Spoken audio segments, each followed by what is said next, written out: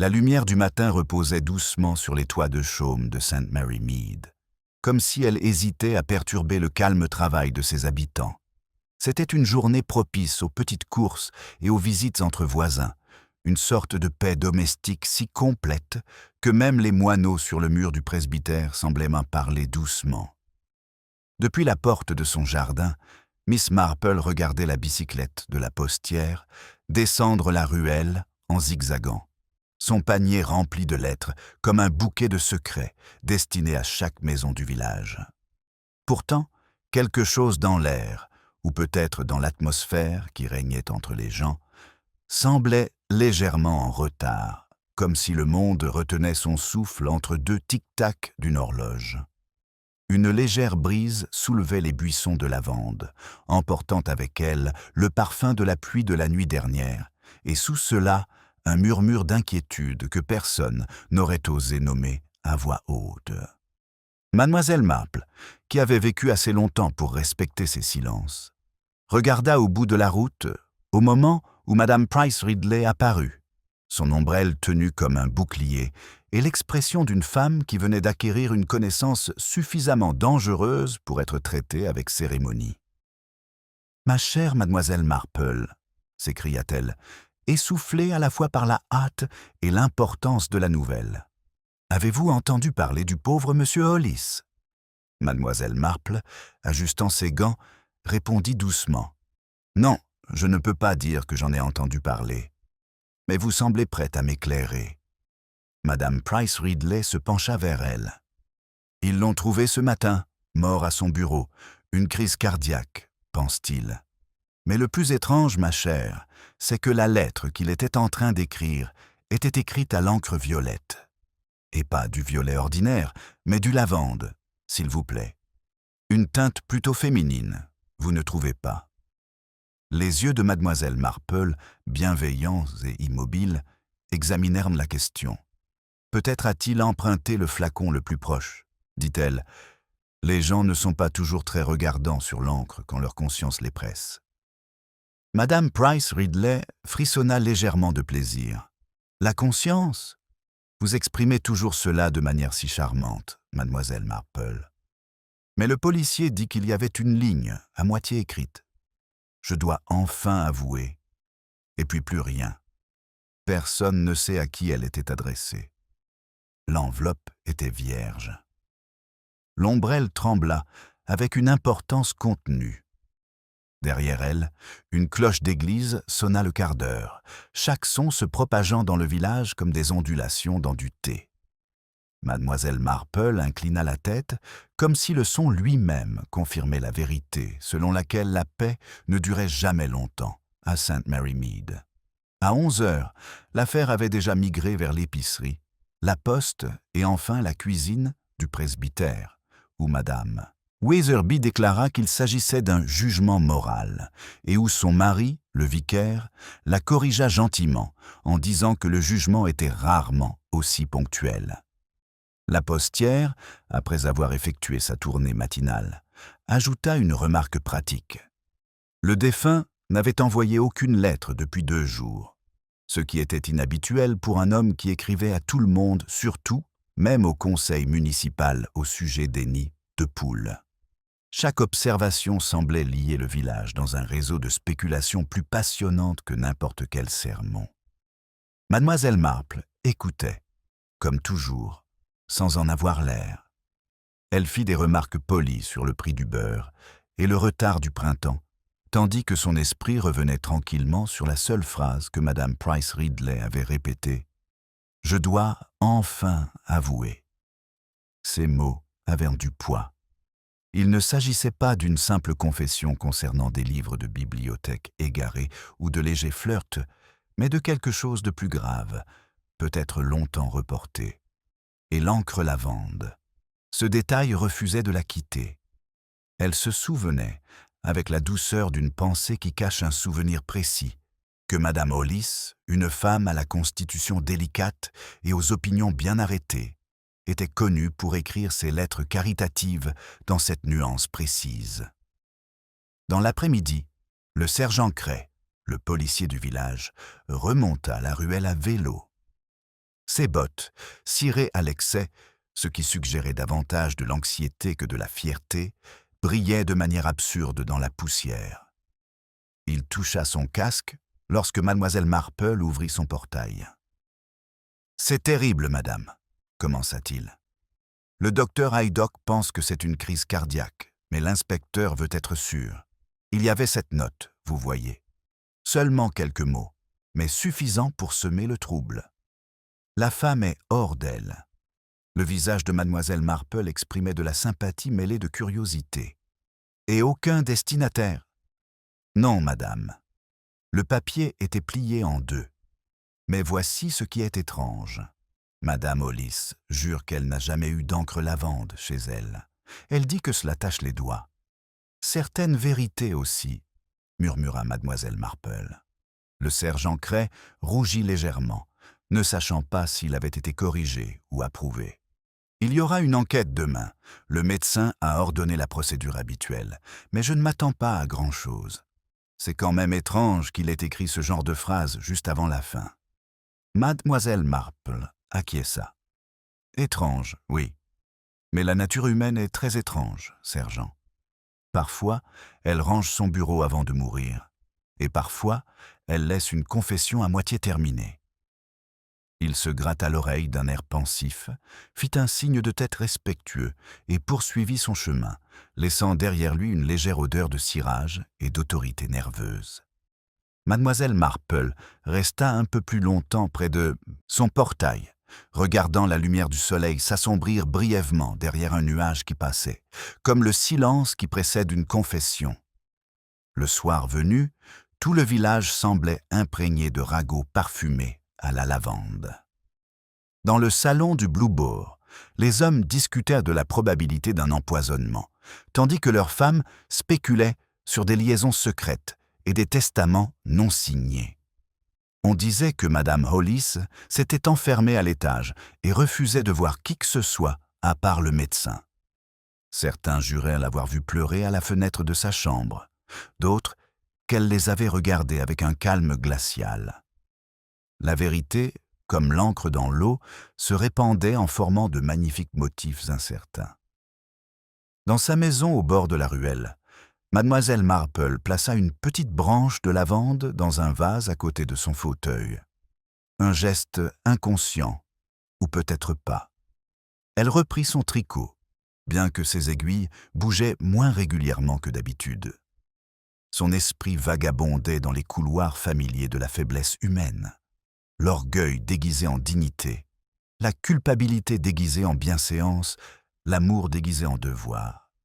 Quelque part dans cette maison, pensait-elle, une véritable confession attendait, non pas à l'encre, mais dans les comportements. Dehors, la cloche du soir sonna 6 fois. Mademoiselle Marple compta chaque coup, puis regarda vers l'horizon où le ciel avait pris la teinte précise d'une lavande fanée. Elle pensa, sans méchanceté, que cette couleur convenait mieux à St. Mary Mead que quiconque ne voulait l'admettre. Et bien que rien d'autre ne se soit produit ce soir-là, pas de visiteurs, pas de coups à la porte, pas de cris soudains. Le silence lui-même semblait se pencher en avant, à l'écoute. Le silence qui enveloppait le village pendant la nuit n'était pas un silence reposant, mais un silence à l'écoute. Poreux, tremblant légèrement sur les bords, comme s'il attendait le mot suivant d'une lettre déjà commencée. Au matin, le calme avait pris forme. L'odeur de l'amidon bouillie provenant de la buanderie de Madame Price Ridley, le cliquetis du chariot à lait et le murmure des voix qui se rassemblaient devant le portail des Hawley. Les rideaux tremblaient discrètement. Même les rouges-gorges sur les murs du jardin faisaient une pause entre 2 gazouillis, comme des commères reprenant leur souffle. Mademoiselle Marple, qui se rendait à l'épicerie avec son panier et sa liste pliée, remarqua que la ruelle semblait plus étroite que d'habitude, comprimée par la curiosité de ceux qui s'attardaient sans l'admettre. Madame Witherby, la femme du vicaire, se tenait près de la boîte aux lettres et parlait sur ce ton confidentiel réservé au sujet à la fois tragique et délicieux. Son chapeau, bordé de mauve délavé, était incliné dans un angle compatissant.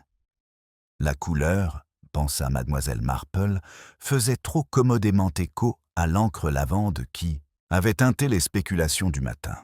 « Bonjour, mademoiselle Marple », dit madame Witherby, avec la chaleur embarrassée de quelqu'un qui s'apprête à donner des informations sous prétexte de les demander.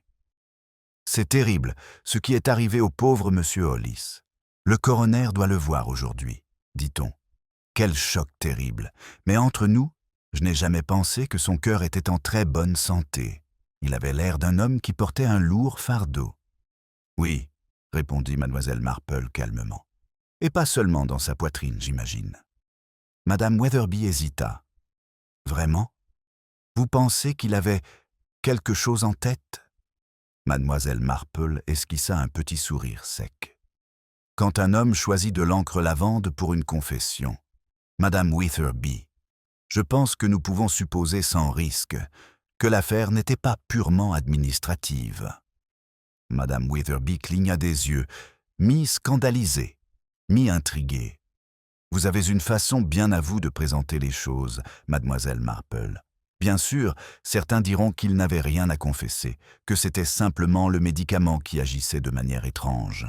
Le médecin a mentionné quelque chose à propos de toniques et de nerfs. » Mademoiselle Marple inclina la tête, comme si cette explication, bien qu'inoffensive, était également parfaitement inutile. « Oui, j'ose le dire. » À l'intérieur de l'épicerie, l'air était chargé de l'odeur du café et des conversations.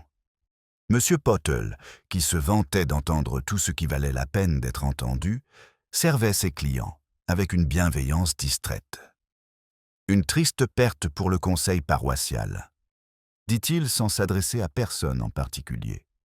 Monsieur Hollis était toujours ponctuel dans ses comptes rendus. Il n'était pas du genre à laisser passer les choses, sauf peut-être ce monde, n'est-ce pas, mademoiselle Marple? Il rit de sa propre remarque, que personne ne trouva le moins du monde déplacé.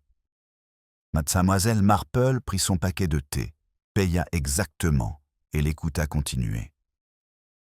On dit qu'il avait écrit davantage de lettres ces dernières semaines. Certaines sont même allées jusqu'à Londres, remarquez. À une femme, d'après ce que j'ai compris. Il y a toujours une femme quand l'encre prend cette teinte. Vous ne trouvez pas? Elle ne répondit pas tout de suite. Son regard se posa sur la rangée d'enveloppes derrière le comptoir. Crème, ivoire, bleu pâle, des papiers respectables, dissimulant des urgences privées. Parfois, dit-elle enfin, il y a une femme. Parfois, ce n'est qu'une conscience déguisée en femme. Dehors, le soleil commençait à percer la brume, accentuant les contours et baignant tout d'une lumière plus révélatrice. Les pas de mademoiselle Marple la conduisirent devant le jardin du presbytère, où le vicaire lui-même taillait la haie, dans ce qui semblait être un effort de normalité. Son chapeau était repoussé en arrière, ses cisailles brillaient d'une efficacité morale. « Ah, mademoiselle Marple !» s'écria-t-il en posant son bras sur la barrière. « Avez-vous entendu la dernière nouvelle? L'inspecteur est attendu cet après-midi de Much Benham. Il n'y aura pas de paix tant qu'il ne sera pas convaincu qu'il n'y a rien de sinistre. » « Les gens sont rarement satisfaits de cela, » répondit gentiment mademoiselle Marple. Il soupira. « Non, en effet. Madame Hollis a fait savoir qu'elle n'assisterait pas à l'enquête. Elle est malade, ce qui est compréhensible. C'est une situation délicate. »« Je peux l'imaginer, » dit mademoiselle Marple. « La perte fait souvent ressortir ce que la santé réprime. » Le vicaire la regarda un instant comme s'il essayait d'interpréter une parabole. « Tout à fait, mais cela nous rappelle que personne ne sait ce que le lendemain nous réserve. » Il retourna à sa haie, la taillant régulièrement, comme s'il façonnait l'ordre moral à partir du chaos. Au coin, près du porche de l'église, mademoiselle Marple rencontra la jeune Emily Carter, la domestique des Hollis, qui serrait contre elle un paquet enveloppé dans du papier brun.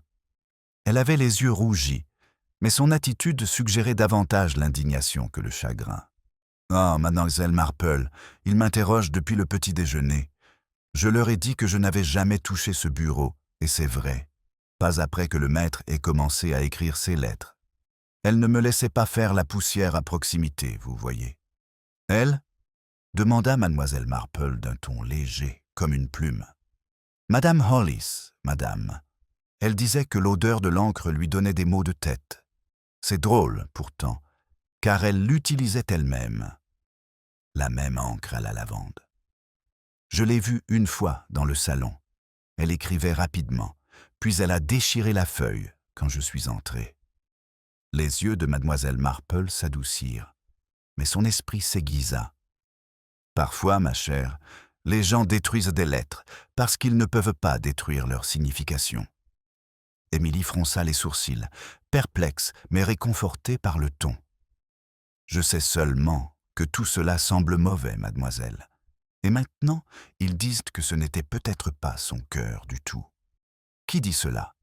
Madame Price Ridley l'a dit à Madame Bantry, et elle me l'a dit, répondit simplement Émilie avec la solennité d'une chaîne de preuves.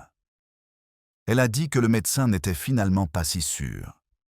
Mademoiselle Marple la remercia et continua son chemin. La route scintillait faiblement dans la lumière de midi, chaque visage à chaque fenêtre disparaissant brièvement derrière les rideaux de dentelle. Le village se resserrait, comme toujours en temps de crise, dans un nœud coulant poli de spéculation. Elle repensa à l'encre lavande, à sa tache légèrement parfumée qui persistait sur les doigts. Il y avait quelque chose d'indécemment intime dans tout cela. Un homme qui écrivait avec une telle encre l'avait peut-être emprunté, certes, mais pas sans connaître ses caractéristiques. La lavande exigeait une intention, et l'intimité exigeait un risque.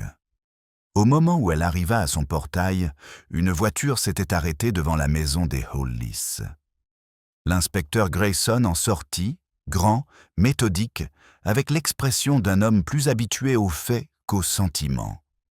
Son regard balaya les curieux, les réduisant instantanément à de sages observateurs. Mademoiselle Marple s'arrêta dans son allée, invisible. Elle le regarda entrer dans la maison, chapeau à la main, suivi du sergent Cray. Un instant plus tard, les stores de la bibliothèque furent tirés.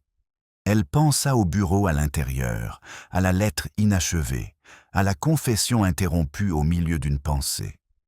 La frontière entre la vie et la culpabilité, songea-t-elle, était souvent aussi fragile que la tache où l'encre rencontre le papier.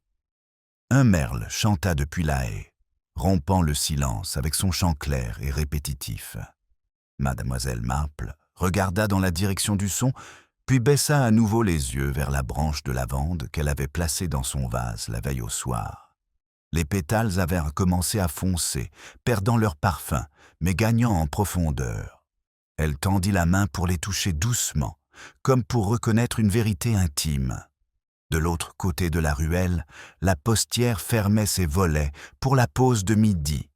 Derrière la vitre, son reflet s'attardait, à moitié à l'intérieur, à moitié à l'extérieur, comme un secret qu'elle ne pouvait tout à fait garder. Mademoiselle Marple regarda l'image disparaître et pensa, presque distraitement, que les reflets étaient souvent plus vrais que les visages. Puis, venant de la maison des Hollis, un bruit pas très fort mais décisif se fit entendre. Le bris de verre, brusque et définitif, suivi de voix appelant à l'aide avec acuité. Le bruit sec du verre brisé fit sursauter les habitants de la ruelle. Les rideaux s'agitèrent, des voix s'élevèrent, et un chien se mit à aboyer dans une excitation confuse. Mademoiselle Marple posa aussitôt son panier et traversa la route avec une vivacité qui démentait son âge. L'air, qui quelques instants auparavant était chargé du parfum des haies estivales, avait désormais un goût de peur, vif, métallique et étrangement plein d'attente. Lorsqu'elle arriva à la porte des Hollis, le sergent Cray sortait déjà du chemin latéral, le visage rouge de quelqu'un pris entre le devoir et l'incrédulité. « Il n'y a pas lieu de s'inquiéter, mademoiselle Marple, dit-il, bien que son ton contredise ses paroles rassurantes. Une vitre a volé en éclats dans le bureau. C'est le caractère de l'inspecteur, si vous voulez tout savoir. Il a frappé le bureau un peu trop fort. Les yeux de mademoiselle Marple brillèrent d'un léger amusement. C'est une chance que le verre se soit brisé avant l'épreuve. Cray esquissa un sourire crispé. Vous avez raison, madame. L'inspecteur a vu quelque chose qui ne lui a pas plu. Mieux vaut éloigner les gens jusqu'à ce que nous ayons terminé. Mais la foule s'épaississait déjà. Madame Price Ridley, avec sa broche de deuil, le vicaire qui tournait autour avec un air de préoccupation professionnelle, et même la jeune Émilie, se tordant les mains, comme si elle avait elle-même causé la catastrophe. Miss Marple, cependant, ne s'attarda pas près du portail. Son regard se posa sur les rideaux ouverts, au-dessus, une étroite fenêtre à l'étage où la dentelle flottait légèrement, puis s'immobilisa. À l'intérieur du bureau, l'air était calme et étouffant, légèrement parfumé d'encre, de poussière et des pétales en décomposition d'un vase de lilas. L'inspecteur Grayson se tenait debout devant le bureau, les bras croisés, la fenêtre brisée derrière lui scintillant comme une accusation. La lettre était posée là où elle avait été trouvée, les bords nets, mais la ligne d'encre lavande s'interrompant brusquement dans un léger flou. Une tache, puis plus rien. Quand il leva les yeux et vit mademoiselle Marple à la porte, il hésita, mi-agacé, mi-curieux. « Ah, mademoiselle Marple, n'est-ce pas? J'ai entendu dire que vous aviez l'œil pour repérer ce que les gens négligent. »« Seulement parce que j'ai le loisir de regarder, » répondit-elle aimablement. « Et parce que les gens s'y attendent rarement. » Grayson fit un geste d'irritation contenue vers la lettre. Une demi-confession et aucun destinataire. Sa femme prétend n'avoir jamais vu cette encre auparavant, mais elle se trouve sur son bureau à l'étage. Ses initiales sont sur le buvard. Je préfère l'honnêteté à l'embellissement, mais jusqu'à présent, ce village m'offre les deux à part égales. Mademoiselle Marple s'approcha, son regard suivant la légère trace d'humidité sous l'encrier. « Les gens aiment emprunter ce qui ne leur appartient pas, » murmura-t-elle, « surtout quand ils pensent en un que personne ne le remarquera. » Il la regarda d'un air sévère. « Vous pensez qu'elle l'a écrite ? » « Je pense qu'elle a pu écrire beaucoup de choses dans cette pièce, » répondit mademoiselle Marple, « mais pas nécessairement celle-ci. » Avant qu'il n'ait pu poser d'autres questions, une voix s'éleva depuis l'embrasure de la porte, faible, tendue et tremblante. « Inspecteur, je vous en prie, est-ce que cela doit continuer ?» Madame Hollis se tenait là, vêtue de bleu pâle, le visage marqué par le manque de sommeil, mais conservant néanmoins l'élégance prudente d'une femme habituée à l'examen social. Ses yeux ne se posèrent pas sur le bureau. Ils restèrent fixés quelque part au-delà, comme si elle avait peur de regarder son propre reflet. « Nous avons presque terminé, madame, » dit Grayson. « Mais j'aimerais que vous me disiez quelques mots sur l'état d'esprit de votre mari hier soir. » Ses lèvres tremblèrent légèrement avant de former une réponse mesurée. Il était distrait, agité même. Des comptes le préoccupaient, des détails concernant le fonds fiduciaire qu'il gérait. Il a dit qu'il écrirait pour clarifier la situation. À l'encre lavande, elle cligna des yeux, rougissant légèrement. C'était la seule bouteille à portée de main. Un choix étrange pour une confession. Elle le regarda alors, les yeux soudainement perçants. Peut-être n'était-ce pas une confession. Peut-être voyez-vous de la culpabilité là où il n'y a que de la lassitude. Miss Marple, debout près de la fenêtre, remarqua un petit détail. Une traînée de poudre sur le rebord, presque invisible à la lumière, comme du pollen ou de la cendre légère. Son esprit l'enregistra discrètement. Madame Hollis se tourna alors vers elle, comme attirée par la douceur de sa présence. « Vous connaissiez mon mari, Miss Marple. Ce n'était pas un homme heureux. Les gens le considéraient comme un homme moral parce qu'il était ordonné, mais l'ordre n'est parfois que de la peur soigneusement arrangée. Je pense qu'il voulait plus le pardon que la confession. C'est souvent ainsi, dit doucement mademoiselle Marple, On trouve rarement les deux dans la même lettre. Grayson referma son carnet d'un coup sec. Ça suffira pour l'instant. Nous tiendrons l'enquête ce soir. L'avis du médecin pourrait être plus déterminant que les ragots. Madame Hollis inclina la tête avec une grâce mécanique et se retira. Un léger parfum de lavande la suivait, persistant comme quelque chose qui n'était pas tout à fait innocent. Une fois qu'elle fut partie, Grayson expira. Elle cache quelque chose, bien sûr, mais je ne sais pas encore si c'est de la honte ou de la peur. La moitié du village l'a déjà jugée et condamnée. Mademoiselle Marple acquiesça d'un petit signe de tête entendu. Et l'autre moitié la quittera avant le dîner, à condition que le thé soit assez fort. Mais la vérité est rarement aussi clairement partagée. Alors qu'elle se retournait pour partir, son regard tomba sur une enveloppe posée sous le buvard. Vierge, à l'exception d'une trace à peine visible d'une adresse effacée. Les fibres du papier avaient été soulevées, comme si quelqu'un avait tenté de l'effacer soigneusement. Le geste était délicat, délibéré, trop net pour être le fruit de la panique. Elle ne dit rien, mais appuya légèrement sa main gantée contre le bureau, sentant le grain frais sous sa paume. « Si vous voulez bien m'excuser, inspecteur, je pense que je vais rendre visite à Madame Weatherby. Elle a le don d'obtenir des informations avant qu'elles ne soient publiées. » « Faites donc cela, » dit-il distrait. « Mais faites attention à ce que vous ramassez. Chaque mot ici semble être une preuve. » Dehors, le village avait repris son rythme, même si l'air était chargé d'une subtile agitation. Madame Price Ridley racontait déjà à tous ceux qui voulaient bien l'écouter comment elle avait vu l'inspecteur lever les mains au ciel en signe de désespoir. Juste avant que le verre ne vole en éclats, le pauvre homme, comme frappé par une révélation. L'histoire, peaufinée et embellie, prenait vie.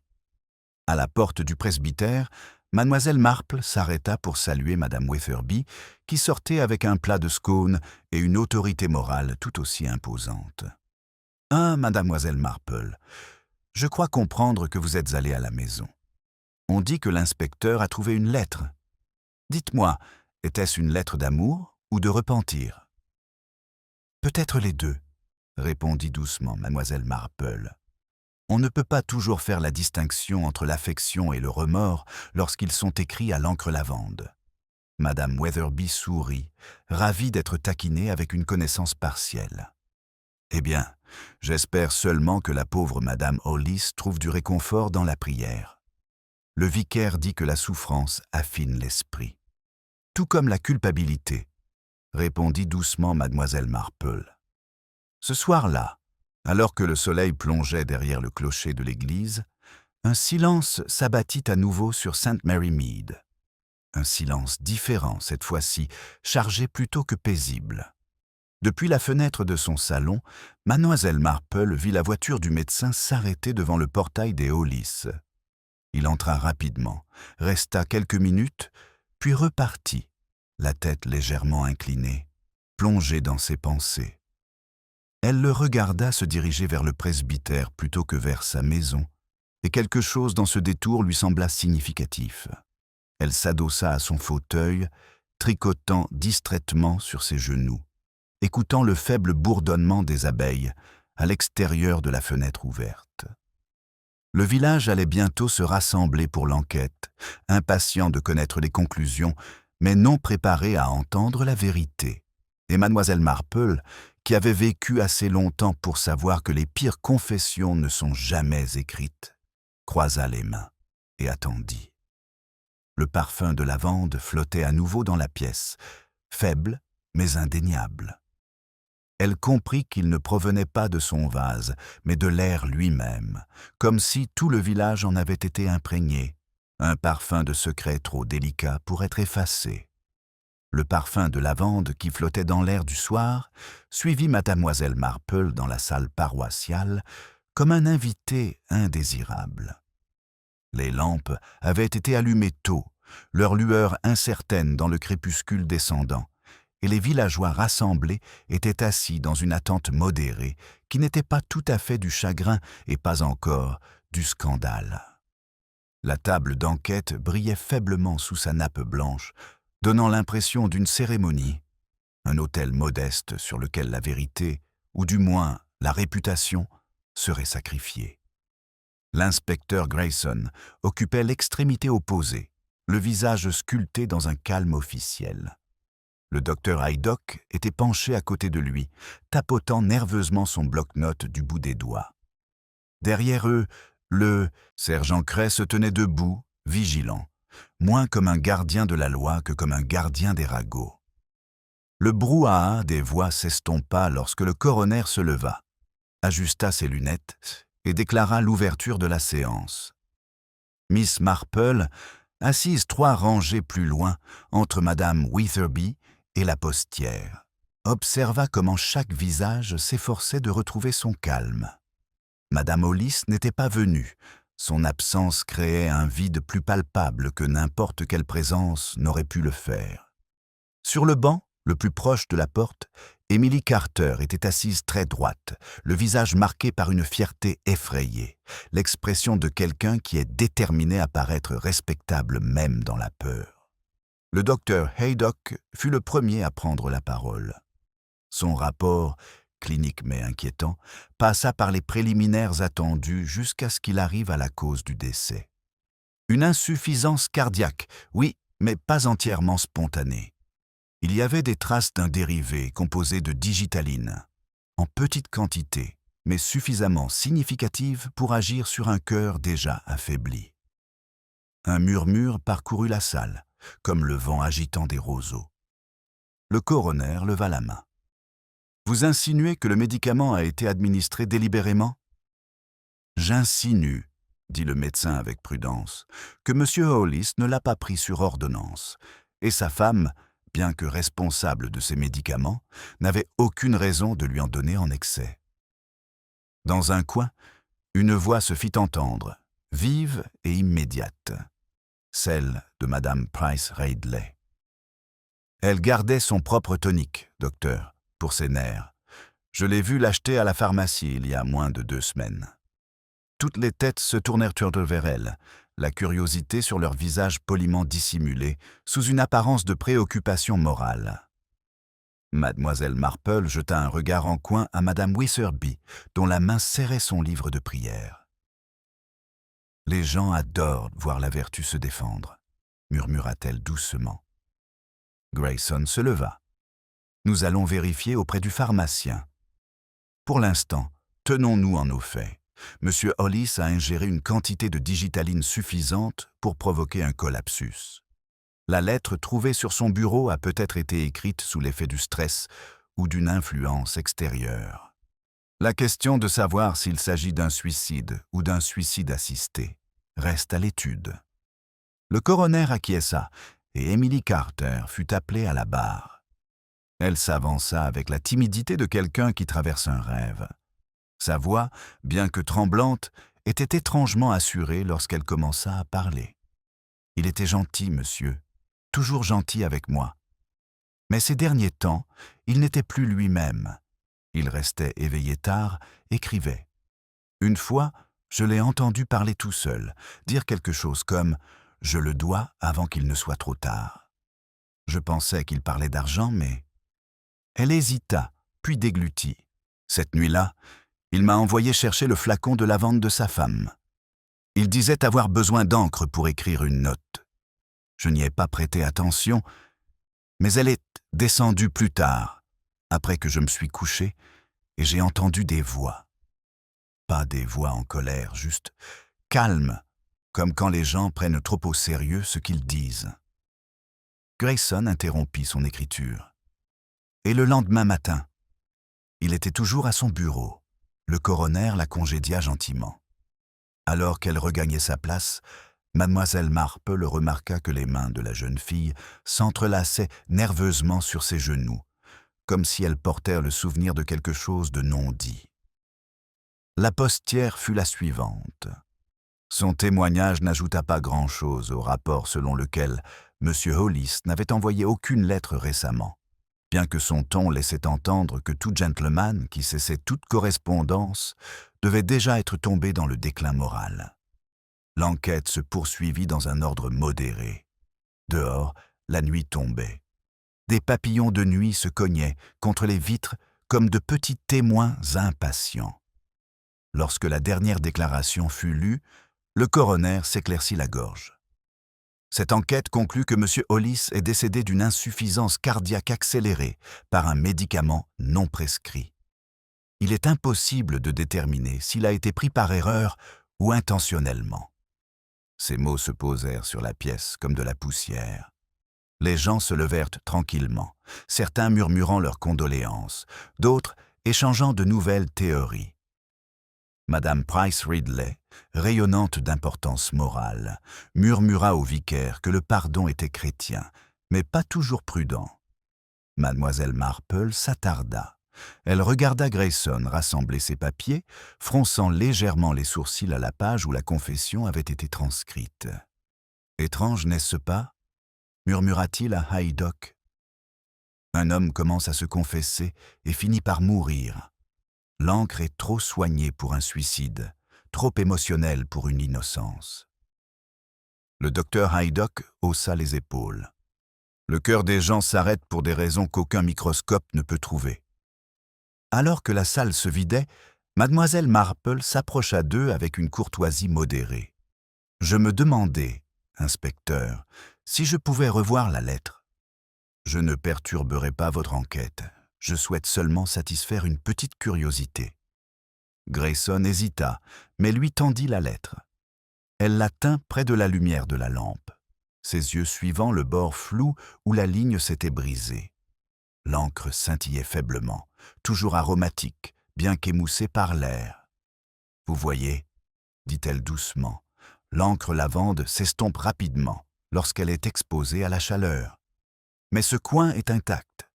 Quelqu'un a fermé le bureau avant qu'elle ne sèche. Vous voulez dire qu'elle était destinée à être trouvée et non à être terminée. » Le regard de Grayson s'aiguisa. « Vous pensez que c'était une mise en scène ?» Les yeux de mademoiselle Marple pétillèrent d'un amusement triste. « Je pense que la nature humaine se met en scène très habilement, inspecteur, souvent par habitude. » Dehors, la nuit s'était épaissie de brume. Les villageois se dispersèrent le long de la ruelle, en petits groupes murmurant, leurs silhouettes se dissolvant comme de l'encre dans le brouillard. Mademoiselle Marple rentra seule chez elle, à pas lents et rythmés. Quelque part derrière elle, une horloge sonna 9 heures. Quand elle arriva à son cottage, elle alluma une seule lampe et posa son tricot. La branche de lavande dans le vase était complètement fanée, ses pétales cassants, son parfum presque disparu. Elle tourna légèrement le vase, remarquant qu'une pétale s'accrochait obstinément à la tige, pâle contre l'eau sombre. Pour une raison quelconque, elle trouva cette petite défiance émouvante.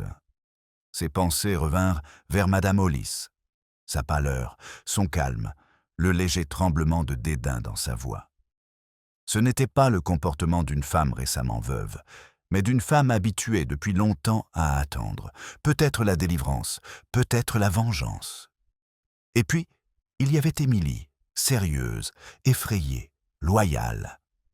2 femmes liées par leur proximité avec un homme dont le cœur avait échoué à plus d'un titre. Elle regarda vers la fenêtre fermée, où la faible lumière de la lampe reflétait son propre visage à côté de l'obscurité extérieure. 2 images, l'une claire, l'autre ombragée, séparées seulement par une vitre. Les apparences, pensa-t-elle, n'étaient que des reflets se comportant poliment. La cloche de l'église sonna à nouveau, une note solitaire perçant le brouillard.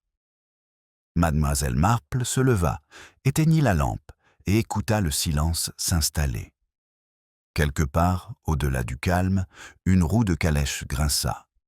L'inspecteur revenait peut-être, ou le médecin rendait une autre visite. Mais lorsqu'elle ouvrit sa porte pour regarder, la ruelle était vide, à l'exception d'un léger parfum flottant dans l'air, indubitablement, incroyablement, celui de la lavande. Le parfum léger qui flottait à travers la porte ouverte était si délicat qu'il aurait pu être imaginaire. un murmure de lavande là où il n'aurait dû y avoir rien du tout.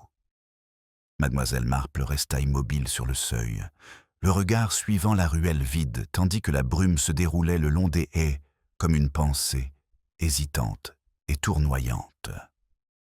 La nuit s'installait tranquillement, intime et vigilante. Quelque part au loin, un hibou ulula, son rythme grave répondant au battement de son cœur.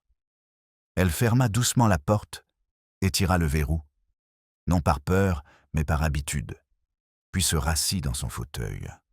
L'heure entre la mort et la révélation, songea-t-elle, avait toujours une odeur légère et trompeur, parfum, encre ou souvenir. Elle se demanda lequel c'était ce soir. Quelques instants plus tard, on frappa fermement à la porte. Pas précipitamment, pas timidement, officiellement. Lorsqu'elle ouvrit la porte, l'inspecteur Grayson se tenait là, son manteau humide de brouillard, l'air suffisamment troublé pour suggérer une découverte plutôt qu'un progrès. « Pardonnez mon intrusion, mademoiselle Marple. Vous êtes la personne la plus proche encore éveillée. Je viens de rentrer de la maison des Hollis. Quelque chose est venu compliquer la situation. »« Cela ne m'étonne pas, » dit-elle doucement. « C'est ce qui arrive quand on regarde trop longtemps. » Il esquissa un faible sourire, mais sa voix était grave. La femme de chambre, Émilie, elle a disparu. Elle a laissé une note disant qu'elle ne supportait pas les discussions. Elle a pris quelques pièces, son manteau, et s'est volatilisée peu après l'enquête. Mademoiselle Marple plissa les yeux, plongée dans ses pensées. Volatilisée, ou partie en espérant que quelqu'un la retrouve plus tard. Grayson soupira. « Nous le saurons bientôt. Le policier est parti vers la gare. Elle essaie peut-être de prendre le premier train pour Carquel. Mais il y a autre chose. Le pharmacien a confirmé que Madame Hollis avait acheté un tonique contenant de la digitaline, disant que c'était pour lutter contre l'insomnie. Sa signature figure dans le registre. » Mademoiselle Marple croisa les mains. Une femme qui tient une comptabilité rigoureuse se trompe rarement sur sa propre écriture. À moins, bien sûr, qu'elle ne préfère que les autres la remarquent. Il la regarda d'un air perçant. « Vous pensez qu'elle a signé en sachant que cela ferait peser les soupçons sur elle ? » « Je pense, dit mademoiselle Marple, que la culpabilité se déguise même lorsqu'elle est innocente. Les apparences sont comme l'encre. Certaines nuances s'estompent, d'autres tâches. » Il expira. « Eh bien, je vous tiendrai au courant. Pour l'instant, nous fouillerons la ruelle dès l'aube. » Après son départ, mademoiselle Marple retourna s'asseoir dans le fauteuil et laissa son esprit vagabonder dans les couloirs étroits de la cause et de l'impulsion. Les gens étaient moins rarement ce qu'ils semblaient être, mais ils se trahissaient toujours dans la façon dont ils arrangeaient leurs petits mensonges. Elle repensa au témoignage d'Émilie.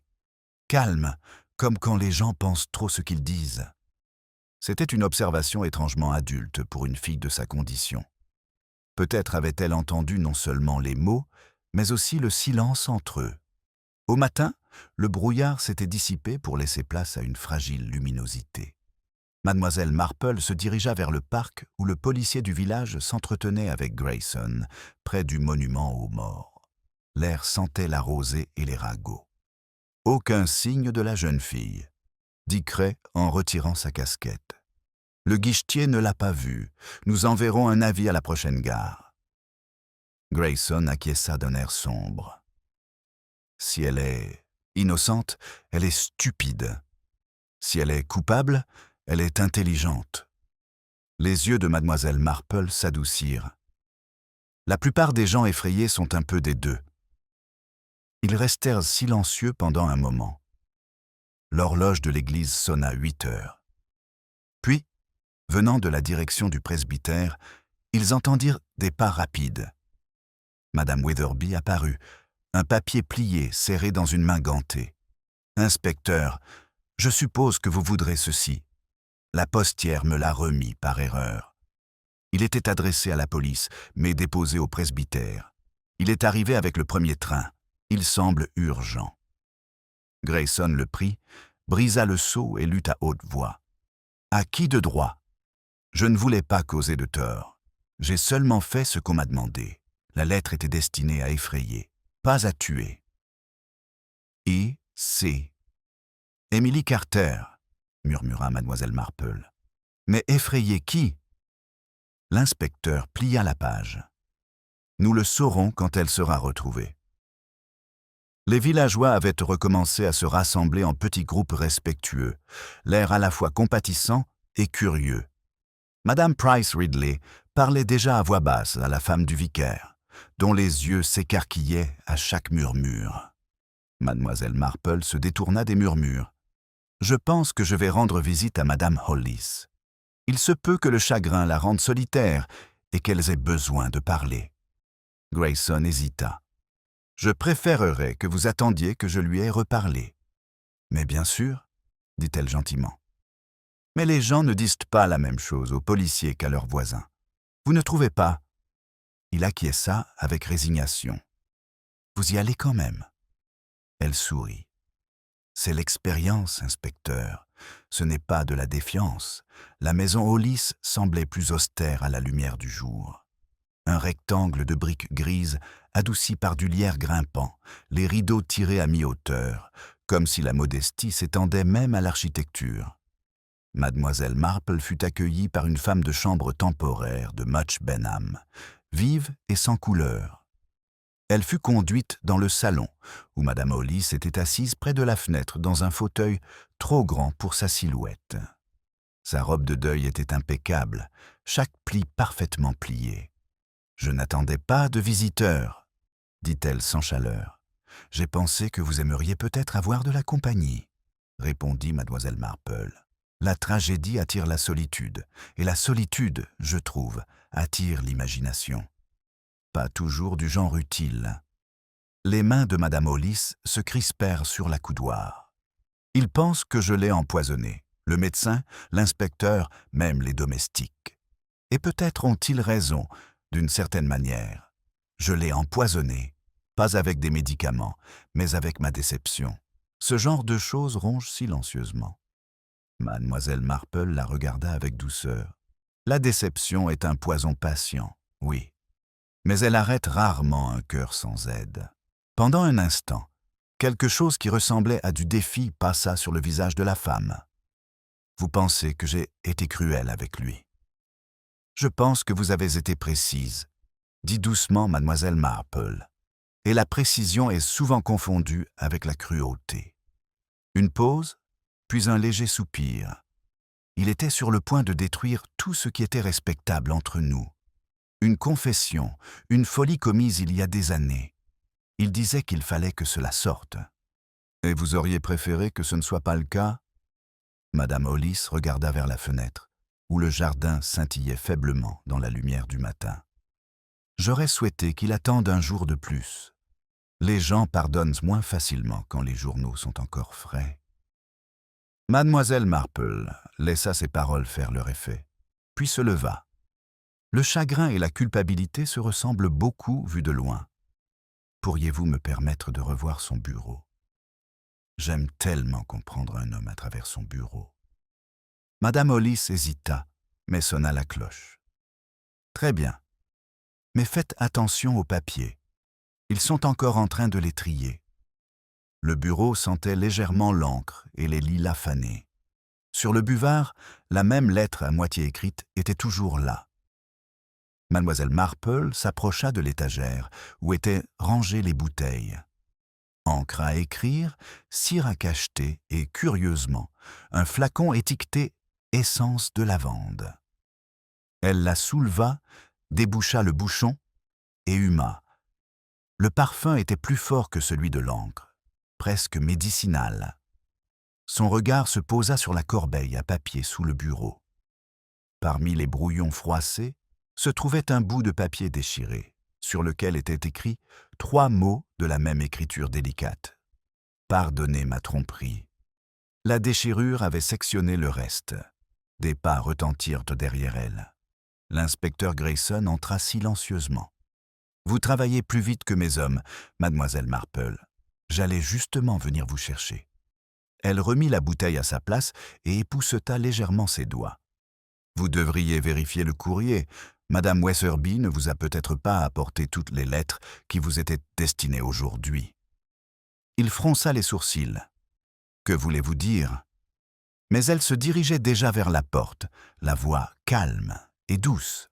« Cela signifie, inspecteur, qu'il faut toujours se demander à qui profite la vérité lorsqu'elle n'est qu'à moitié écrite, et qui ne trouve le courage que dans l'encre lavande. » Dehors, la brise agitait le lierre, transportant une fois de plus cette douceur légère et trompeuse. Mademoiselle Marple s'arrêta à la porte, le regard lointain, les pensées s'accumulant comme la pluie derrière une vitre. Quelque part devant elle se trouvait le prochain mouvement de la vérité. Pas bruyant, mais en attente. Le vent qui soufflait dans le lierre semblait respirer avec la maison, un léger soupir qui traversait le jardin, tandis que mademoiselle Marple se tenait près du portail, les yeux fixés sur les tiges enroulées et leur emprise sur la pierre.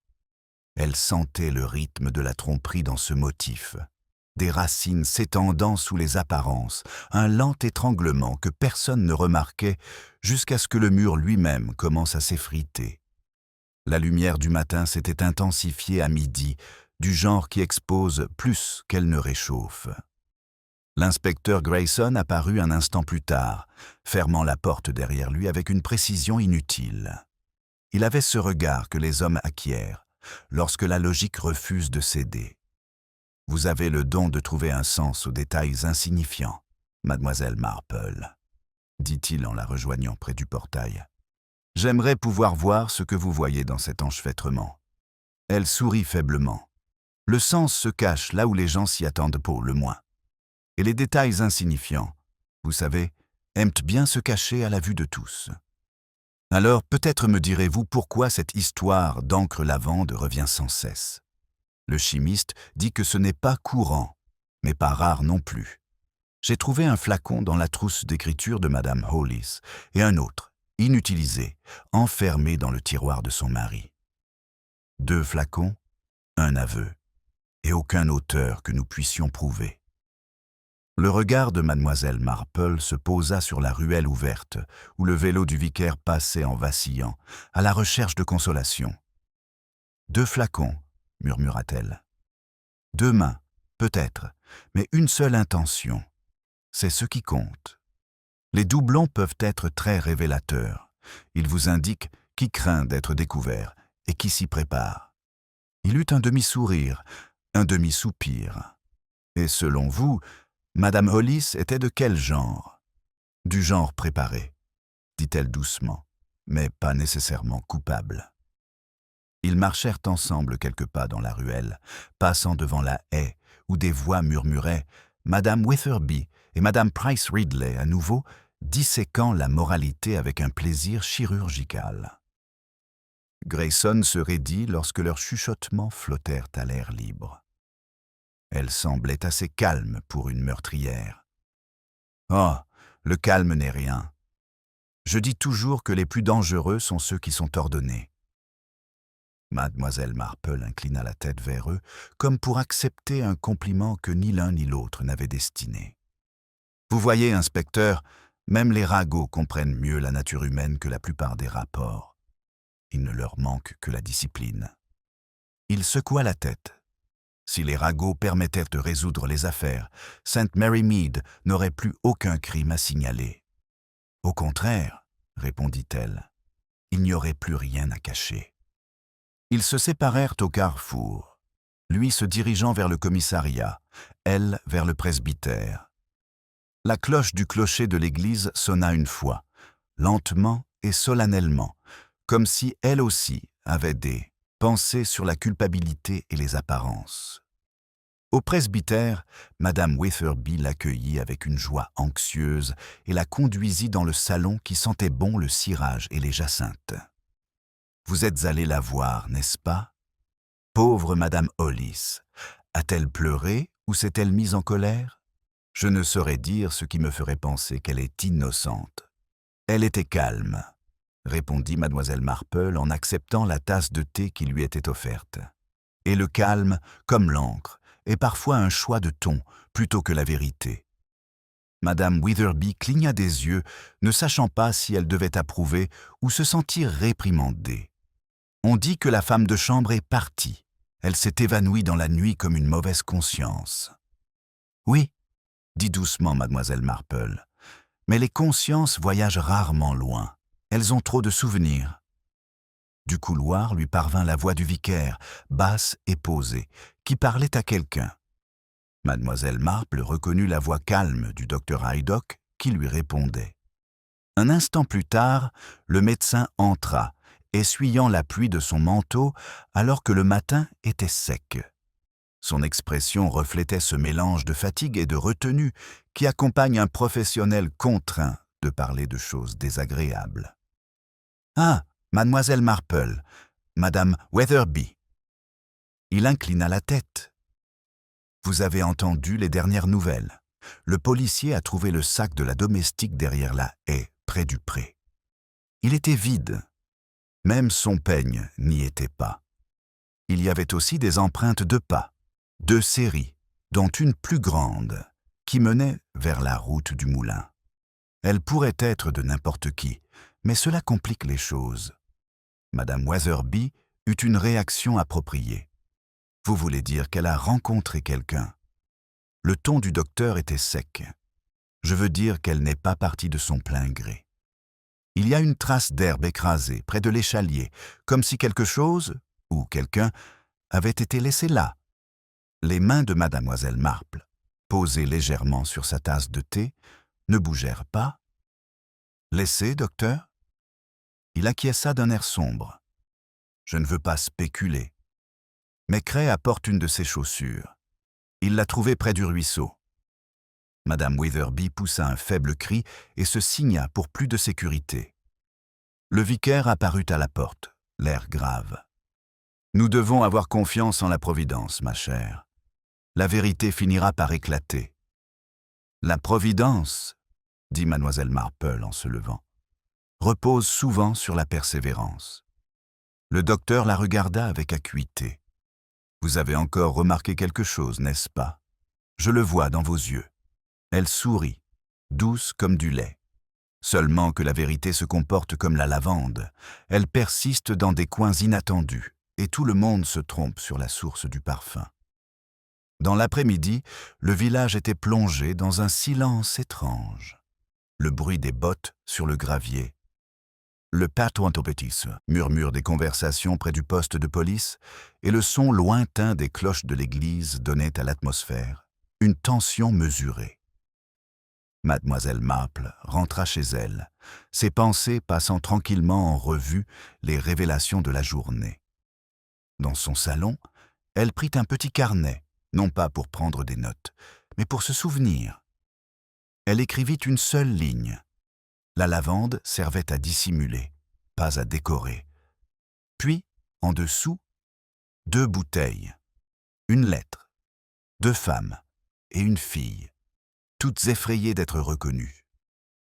Le ciel s'assombrit, laissant présager de la pluie. On frappa à nouveau à la porte, plus doucement cette fois, presque avec hésitation. Elle ouvrit la porte et trouva le sergent Cray debout, mal à l'aise, sa casquette à la main, le visage tendu. « Excusez-moi, madame. L'inspecteur m'a demandé de vérifier si vous aviez vu quelqu'un passer par ici hier soir, après 22 heures. » Personne, sergent. Seulement l'odeur de quelque chose qui n'était pas à sa place. Il eut l'air perplexe, puis s'éclaircit la gorge. Nous avons trouvé le châle de la femme de chambre, madame, emmêlé près du pont.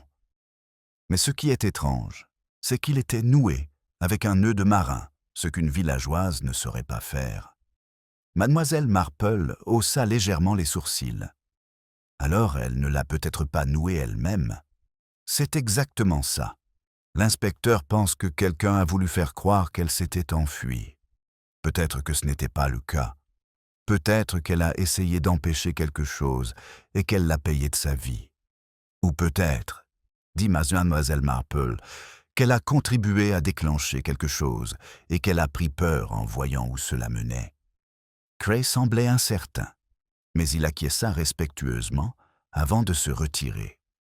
Lorsque la porte se referma, Mademoiselle Marple resta longtemps debout, à côté du vase posé sur sa table. La lavande avait désormais complètement perdu son parfum, mais dans le silence de la pièce, elle pouvait presque l'imaginer persister, faible, trompeur, tenace. Elle versa un peu d'eau dans le vase et la regarda monter, légèrement trouble, à cause de la poussière provenant des tiges. Dans cette brume, le reflet de son propre visage tremblait, se dédoublant et se divisant à mesure que les ondulations se propageaient. Elle repensa à la remarque de Madame Hollis. Les gens pardonnent moins facilement lorsque les journaux sont encore frais. C'était le genre de déclaration qui révélait non pas de la cruauté, mais du calcul, le froid calcul de la réputation. Pourtant, il y avait aussi quelque chose derrière cela, une peur non pas d'être découvert, mais d'être rappelé. Elle était désormais certaine que la confession n'était pas du tout destinée aux vivants. Dehors, le tonnerre grondait au loin. Un avertissement ou un verdict, elle ne savait pas. Mademoiselle Marple baissa la lampe, laissant l'ombre envahir la pièce. Quelque part, dans ce silence grandissant, elle le savait, se trouvait la forme de la prochaine révélation, attendant de surgir comme l'encre lorsque l'on retourne le papier. Le grondement lointain du tonnerre s'était tu, et Mademoiselle Marple resta immobile pendant un long moment, la main posée légèrement sur l'accoudoir du fauteuil. Les petits mouvements de la maison, le tic-tac de l'horloge, le craquement du bois qui se tasse, le murmure du vent dans le chaume, semblaient ébattre au rythme de ses pensées. Elle prit à nouveau son carnet et tourna une nouvelle page, mais n'écrivit rien. Certaines questions, pensait-elle, préféraient attendre d'être formulées. Dehors, on frappa une fois, puis une deuxième fois, avec hésitation mais insistance. Elle se leva, alluma la lampe et ouvrit la porte pour trouver le docteur Haydock sur le pas de sa porte. Son chapeau dégoulinait après une averse passagère. Ses yeux étaient fatigués mais animés d'une curiosité fébrile.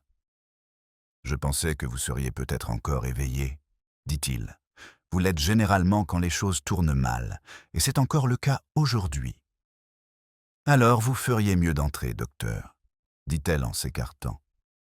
Les choses étranges s'améliorent rarement à l'extérieur. Il sourit faiblement et entra dans la douce lumière de la lampe. « Nous l'avons trouvée, » dit-il sans préambule. « Emily Carter. Elle n'est pas morte, Dieu merci, même si quelqu'un a failli y parvenir. Elle est à la clinique en ce moment. Elle est couverte de bleu, épuisée, terrifiée. Elle affirme avoir été poussée du pont, mais ne se souvient de rien d'autre. » L'expression de Mademoiselle Marple ne changea presque pas, mais une lueur de tristesse passa dans ses yeux. Poussée, et pourtant laissée en vie. Ce n'est pas un meurtre, docteur, c'est du théâtre. Il fronça les sourcils. L'inspecteur pense que c'était de la panique. La personne qu'elle a rencontrée a dû perdre son sang-froid. Peut-être, murmura Mademoiselle Marple. Ou peut-être voulaient-ils lui faire peur pour la réduire au silence, sans trop salir leur conscience. Les gens aiment les péchés bien ordonnés. Haydock soupira. Eh bien, elle est en état de choc. L'inspecteur ira l'interroger quand elle se réveillera. J'ai pensé que vous voudriez le savoir. En effet, dit Mademoiselle Marple doucement. Merci. Il hésita près de la porte, l'observant. Vous avez ce regard que vous avez quand quelque chose a pris racine dans votre esprit. Vous voulez bien me dire ce qui y pousse ? Pas encore, dit-elle en souriant. Si j'en parle trop tôt, cela risque de se faner. Après son départ, le cottage retrouva son rythme tranquille. Mademoiselle Marple régla la lampe et reprit son tricot, bien que le motif devienne irrégulier, ses pensées tournant plus vite que ses mains. La tempête à l'extérieur était passée, laissant l'air vif et purifié. Elle pouvait presque entendre à nouveau le parfum de la lavande, légèrement sucré, légèrement faux. Au matin, la nouvelle s'était répandue avec l'efficacité que St. Mary Mead réservait aux miracles et aux méfaits. Le sauvetage d'Emily Carter fut raconté avec des embellissements qui la firent passer de servante à martyre. À l'épicerie, Madame Price Ridley déclara qu'elle avait toujours eu pitié de la jeune fille. À la poste, Madame Witherby insista sur le fait qu'elle l'avait un jour mise en garde contre les faveurs des gentlemen. Tandis que le vicaire se limitait à une remarque solennelle sur la miséricorde de la Providence que tout le monde ignora poliment au profit de détails supplémentaires. Mademoiselle Marple écoutait sans en avoir l'air. Elle acheta du thé, approuva au bon moment et s'éclipsa avant que la deuxième vague de reconstruction morale ne commence. Ses pas la menèrent, comme de leur propre chef, vers le cabinet médical. À l'intérieur, l'odeur de l'antiseptique se mêlait à la douceur légère des fleurs que quelqu'un avait laissées près du lit. Émilie était allongée, pâle, contre les oreillers, les cheveux humides au niveau des tempes. Une ecchymose colorait une de ses joues comme une pensée sombre. Ses yeux s'ouvrirent à l'approche de mademoiselle Marple et s'écarquillèrent lorsqu'elle la reconnut. « Oh, madame, je ne voulais pas causer de problème. Je voulais seulement y mettre fin. » Miss Marple approcha une chaise. « Alors peut-être l'avez-vous déjà fait, ma chère, mais vous devez tout me raconter, avec soin, avant que vos souvenirs ne se réorganisent. » La voix de la jeune fille tremblait, mais elle se stabilisa à mesure qu'elle parlait. « J'ai reçu un mot, madame, laissé sous la porte de la cuisine ce soir-là. Il disait de me rendre au pont à 10 heures si je voulais arranger les choses. J'ai pensé que cela venait de madame Hollis. Elle était si étrange, et j'ai pensé qu'elle avait peut-être besoin d'aide. Y êtes-vous allé? Oui. Mais ce n'était pas elle, c'était une voix d'homme, dans l'obscurité. Il a dit que j'avais été vu près du bureau cette nuit-là. Il a dit que les gens penseraient que j'avais changé le flacon d'encre. Je ne l'avais pas fait, je le jure. Il m'a dit de me taire, sinon il y aurait pire que des ragots. » Miss Marple se pencha légèrement en avant. « Et ensuite ? » J'ai essayé de m'enfuir. Il m'a attrapé le bras. Je me suis débattu, puis je suis tombé. Je ne me souviens pas de l'eau, seulement du bruit, comme du verre qui se brise. L'image traversa l'esprit de mademoiselle Marple. Le bruit du verre qui se brise chez les Hollis, la frustration de l'inspecteur, la fissure nette dans la vitre. 2 ruptures, 2 silences interrompus.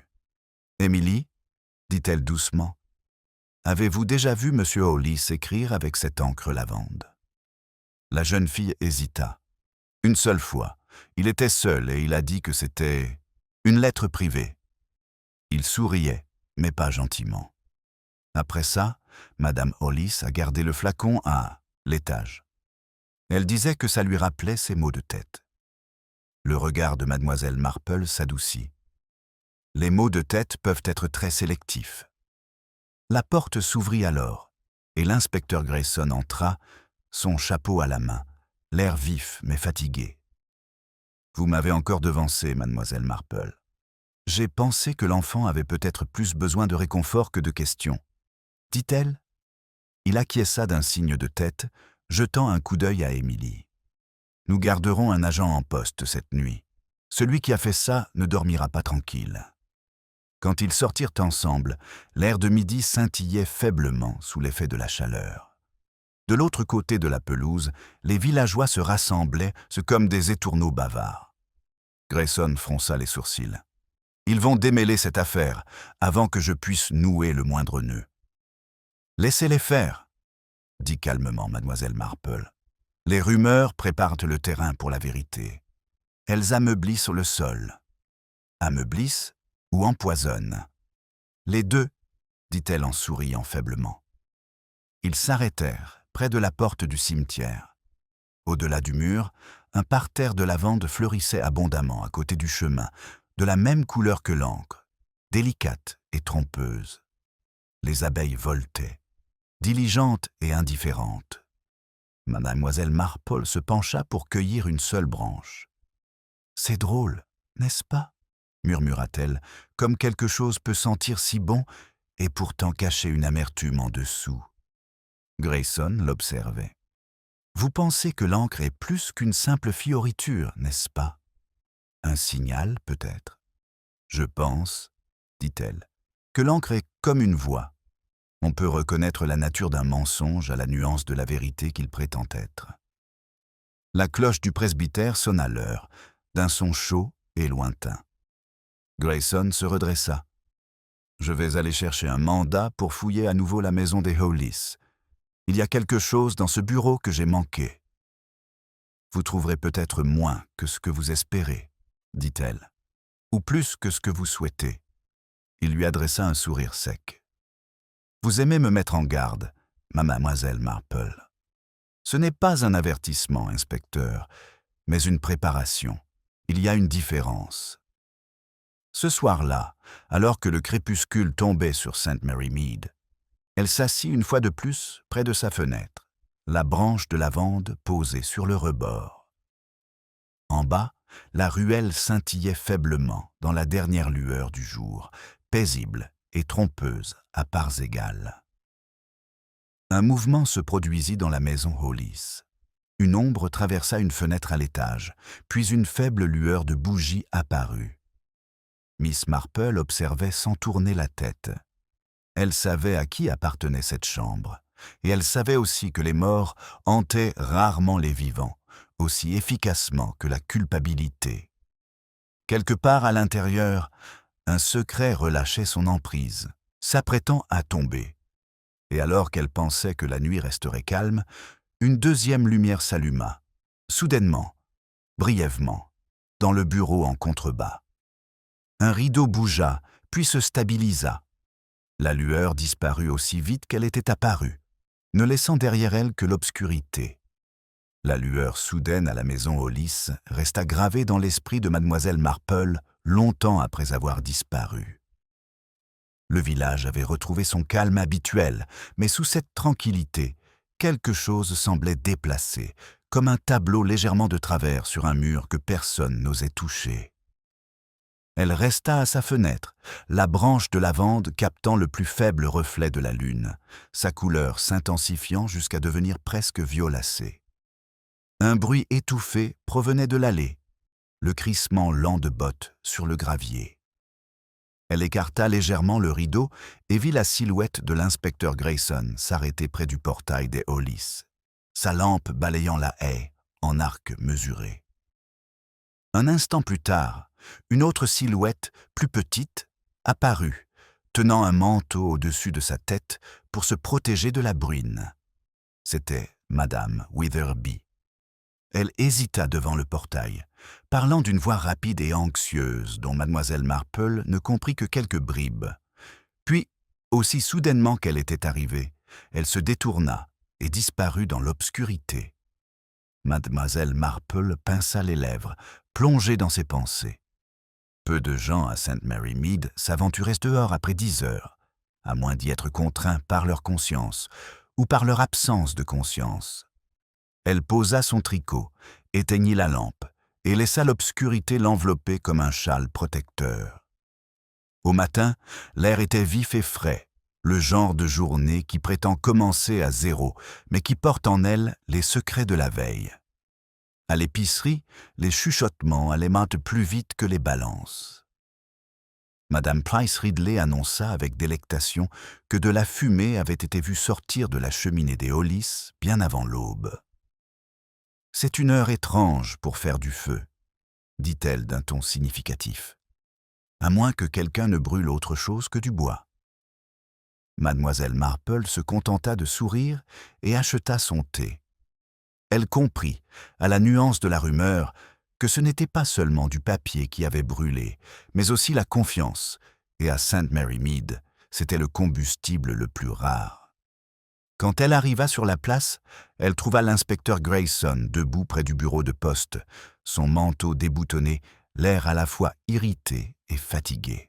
« Ah, mademoiselle Marple, je venais justement vous chercher. Autant que vous le sachiez tout de suite, le bureau a été fouillé. Quelqu'un a brûlé plusieurs papiers dans la cheminée hier soir. La lettre de la femme de chambre aussi, celle qu'elle a envoyée à la police. La moitié avait disparu avant l'arrivée de Cray. Encore une demi-confession, dit mademoiselle Marple calmement. Il y a une symétrie dans tout cela. Il se frotta les tempes. Nous avons interrogé la femme. Elle jure qu'elle a dormi pendant tout ce temps. Aucun signe d'effraction. Le policier de garde n'a rien vu. Les policiers voient rarement quelque chose, murmura-t-elle. Ils sont formés pour surveiller les portes, pas les fenêtres. Il fronça les sourcils. Vous pensez que quelqu'un s'est introduit par là? Je pense, dit-elle, que quelqu'un s'est introduit bien avant cela, dans la tranquillité de la famille. Une fois que cela se produit, les murs et les serrures ne sont plus que des décorations de courtoisie. Il eut un petit rire sec, mi-admiratif, mi-désespéré. Vous allez me pousser à faire de la poésie, mademoiselle Marple. Vous y êtes déjà à moitié, inspecteur? Ils marchèrent ensemble vers la maison des Hawley, la ruelle scintillant de flaques peu profondes qui reflétaient les nuages. Le portail du jardin était légèrement entr'ouvert, comme gêné par l'attention qu'il suscitait. À l'intérieur, une odeur de fumée persistait, faible mais âcre. Les yeux de mademoiselle Marple se posèrent immédiatement sur le bureau, où les cendres remplissaient la grille comme de la neige grise. Elle se pencha pour examiner ce qui restait. Un coin de papier à lettres, dont les bords étaient gondolés, mais suffisamment lisibles pour laisser apparaître quelques traits lavandes. Grayson fit un geste vers le papier. Une demi-ligne, c'est tout ce qui reste. Mademoiselle Marple se pencha davantage. Et elle ne me pardonnera pas, lut-elle doucement. Pas vous, inspecteur. Elle, c'est ce qui m'effraie plus que tout le poison dans cette histoire. Vous pensez que cela fait référence à Madame Hollis? Peut-être. Ou peut-être à quelqu'un qui souhaitait être confondu avec elle. De l'étage monta le bruit d'une porte qui se fermait, doucement, délibérément. Grayson leva les yeux. Elle est dans sa chambre. Je lui ai dit de ne pas partir, mais elle insiste pour mettre de l'ordre, comme elle dit. Les gens ordonnés sont les menteurs les plus dangereux, dit mademoiselle Marple d'un ton doux. Madame Hollis apparut alors sur le palier, pâle et précise, la main posée légèrement sur la rampe. Inspecteur, mademoiselle Marple, vous auriez pu m'avertir avant de fouiller dans mes cendres. Grayson se raidit. Nous faisions notre devoir, madame. Moi aussi, dit-elle calmement. Ces papiers étaient personnels. Mademoiselle Marple leva les yeux vers elle. Les objets personnels brûlent rarement complètement. Ils laissent des traces. Madame Hollis perdit son sang-froid. Vous pensez que j'ai quelque chose à cacher? Je pense, répondit mademoiselle Marple, que vous avez quelque chose à vous rappeler. Un silence tendu et pesant s'ensuivit. Puis madame Hollis se détourna et descendit les escaliers avec une grâce maîtrisée. Le souvenir de mon mari me suffit amplement, dit-elle, et elle traversa le jardin sans se retourner. Lorsque la porte se referma derrière elle, Grayson marmonna. Je préférerais presque une veuve en pleurs. Au moins, les larmes vous indiquent par où commencer. Mademoiselle Marple garda les yeux fixés sur la porte vide. Pas toujours. Parfois, elles ne font que marquer l'endroit où quelqu'un souhaite que la piste s'arrête. Il faisait les 100 pas dans la pièce, ses mouvements rendus plus vifs par son agitation. Nous tournons en rond. La lettre, l'encre, la femme de chambre, la femme, rien ne colle. Oh, ça colle, dit doucement mademoiselle Marple. Mais pas comme on s'attendrait à ce qu'un tableau soit accroché. Il est légèrement incliné. Vous devez regarder sous un autre angle. Il soupira. Et quel angle serait-ce? L'angle moral, dit-elle. Pas ce qui a été fait, mais ce qui a été enduré. Les gens avouent, inspecteur, non pas parce qu'ils veulent blanchir leur nom, mais parce qu'ils veulent que quelqu'un d'autre porte un peu leur fardeau. Son regard se posa à nouveau sur les cendres. Un petit morceau de papier, coincé sous la grille, avait échappé au feu. Elle le souleva délicatement avec sa main gantée. Il ne restait qu'une seule phrase. « Dis-lui que je n'ai jamais voulu. » Le reste avait disparu. Grayson regarda par-dessus son épaule. Lui dire, ce n'était donc pas adressé à sa femme, après tout. Ou bien si, dit mademoiselle Marple, et c'est précisément pour cela qu'il n'a pas pu être terminé. Ils quittèrent la maison en silence. Dehors, l'air était étrangement lumineux, comme avant une nouvelle averse. Le village était désert, à l'exception de madame Price Ridley, au loin, penchée avec application sur un parterre de lavande près du chemin du cimetière. « C'est drôle, » murmura Grayson. « Toute cette affaire sans cette odeur. Je ne supporterai plus jamais cette odeur. » Mademoiselle Marple regarda les fleurs, dont la couleur était presque trop parfaite dans la faible lumière. « Ah, mais c'est ainsi que fonctionne la tromperie, inspecteur. Elle se cache dans le parfum, pas dans la puanteur. » Il lui lança un regard curieux. « Vous donnez presque l'impression que c'est humain. »« Elle l'est, » dit-elle doucement. « Tout à fait. » Ils se séparèrent au coin du presbytère, et tandis que mademoiselle Marple rentrait chez elle dans la lumière déclinante, elle sentit le plus faible écho de la fusée éclairante de cette nuit-là. Non pas dans le ciel cette fois, mais quelque part dans son esprit, comme une bougie allumée derrière un volet. La faible lueur de cette bougie imaginaire semblait accompagner mademoiselle Marple, tandis qu'elle marchait le long de la ruelle. Le village autour d'elle semblait inchangé, ordonné, moral et confortablement inconscient de ses propres hypocrisies, mais quelque chose en dessous avait changé. L'air du soir, parfumé par la fumée de bois et l'herbe humide, transportait la paix inquiète qui suit une révélation tacite. Elle atteignit son portail juste au moment où l'horloge de l'église sonnait 7 heures. Le rythme des cloches persistait tandis qu'elle entrait dans son cottage, allumait la lampe et mettait de l'eau à bouillir. Sur la table, la lavande fanée reflétait la flamme, une petite lueur dans les pétales assombris. Cela semblait, absurdement, attendre qu'elle le remarque. Avant que la bouilloire n'ait fini de siffler, on frappa à la porte. Pas d'un coup sec, comme l'inspecteur, mais discrètement, comme pour demander la permission avant d'entrer. Mademoiselle Marple ouvrit la porte et trouva madame Witherby, pâle et agitée, les yeux vifs, comme si elle s'attendait à voir surgir une désapprobation de la haie. « Ma chère mademoiselle Marple, j'espère que je ne dérange pas, mais je ne pouvais tout simplement plus rester une minute de plus au presbytère. Il y a quelque chose que je dois vous dire, ou plutôt vous demander, même si Dieu sait que je ne devrais pas être celle qui en parle. » Mademoiselle Marple la fit entrer avec une efficacité discrète. « Je viens de mettre la bouilloire en route. Vous avez donc parfaitement choisi le moment pour vous libérer de votre conscience. » Madame Witherby s'assit sur le bord de la chaise, les mains jointes. « C'est à propos de madame Hollis. Je l'ai vue tôt ce matin, avant le petit déjeuner, marcher vers le chemin du presbytère. Elle avait quelque chose dans la main, un petit paquet. Plus tard, quand je suis allé au cimetière, j'ai trouvé ce même paquet près du monument aux morts, caché sous un buisson de lavande. Naturellement, je n'y ai pas touché. Mais quand j'en ai parlé au vicaire, il m'a dit que cela devait être l'une des dames de la guilde de l'hôtel qui avait laissé des rubans. Pourtant, je sais que ce n'était pas le cas. » Mademoiselle Marple versa le thé et parla d'un ton léger. « Les gens laissent souvent leur fardeau près des monuments, ma chère. Ils trouvent plus facile de pardonner parmi les noms gravés dans la pierre. »« Mais sûrement pas des paquets, » protesta madame Witherby. « J'ai pensé que vous pourriez peut-être passer par là et voir par vous-même. Je ne pouvais pas me reposer en sachant que cela pouvait être quelque chose d'horrible.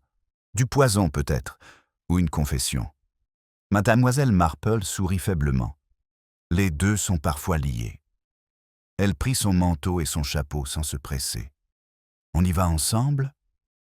Elles traversèrent dans la ruelle, le crépuscule s'intensifiant dans cette calme bleuté qui rend les choses ordinaires, momentanément, irréelles. Le cimetière était calme, à l'exception du léger bruissement de la lavande dans la brise. Sous l'un des buissons bas, à moitié caché par l'ombre, se trouvait effectivement un petit paquet enveloppé d'un ruban pâle. Madame Weatherby serra son sac à main. « Oh, j'espère que vous allez l'ouvrir, mademoiselle Marple. »« Je ne pourrai pas le faire. » Mademoiselle Marple s'agenouilla, écarta quelques pétales et défit le ruban avec précaution. À l'intérieur se trouvait un morceau de papier épais plié, légèrement parfumé, sans aucun doute à la lavande. 6 mots y étaient écrits d'une écriture élégante et inclinée. Pardonnez-lui, car il n'a jamais pu le faire. Madame Weatherby eut le souffle coupé. Oh mon Dieu, qu'est-ce que cela signifie? Cela signifie, dit doucement mademoiselle Marple, que le pardon, comme l'encre, peut s'estomper différemment selon la personne qui l'applique. Elle se leva, glissant la note dans sa poche. Mieux vaut ne le mentionner à personne. Cela ne ferait que donner lieu à une autre histoire d'ici demain matin. Elles se séparèrent à la porte du presbytère, Madame Weatherby murmurant ses remerciements, avec l'air d'une femme soulagée d'avoir transmis sa part de culpabilité. Mademoiselle Marple rentra chez elle sans se presser, son esprit tissant tranquillement les fils de l'énigme. Elle avait maintenant vu 3 tentatives d'absolution. L'une à moitié brûlée, l'autre inachevée, la dernière posée délicatement parmi les fleurs. Aucune ne la satisfaisait. Elle savait que les véritables confessions demandaient rarement à être découvertes. Le lendemain matin, la pluie tomba, une bruine persistante qui brouillait les contours du village. Mademoiselle Marple, debout à sa fenêtre, regardait les reflets creux trembler dans les flaques d'eau. L'inspecteur Grayson arriva à 10 heures, l'air fatigué mais déterminé. « Vous avez entendu parler de la note ?» demanda-t-il sans préambule. « Je l'ai, » répondit-elle en la lui tendant. Elle était destinée à être découverte, bien sûr. La plupart des choses visibles le sont. Il examina l'écriture. Ce n'est pas celle de Madame Hollis, nous avons comparé. Peut-être celle de la femme de chambre? Trop raffinée, murmura mademoiselle Marple. Et trop sûre d'elle. Emily Carter écrit comme quelqu'un qui apprend à paraître soigné. L'auteur de cette lettre sait dissimuler ses sentiments sous une forme formelle. Grayson fronça les sourcils. Alors qui? Quelqu'un qui comprend à la fois la culpabilité et la présentation, inspecteur. Il y a une différence entre une confession et des excuses. L'une demande de la compréhension, l'autre veut simplement mettre fin à la conversation. Il soupira. Vous avez le don de clarifier les choses sans les rendre plus faciles. C'est parce que la nature humaine est plus claire lorsqu'elle est la plus gênante, répondit-elle. Ils marchèrent ensemble vers la maison des Hollis. La pluie éclaboussait le lierre, ruisselant sur la pierre. Madame Hollis les reçut dans le salon, le visage calme mais sans expression, les mouvements délibérés. « Je vous attendais », dit-elle d'un ton neutre. « Il y a toujours une chose de plus à expliquer, n'est-ce pas ?» Grayson brandit la note.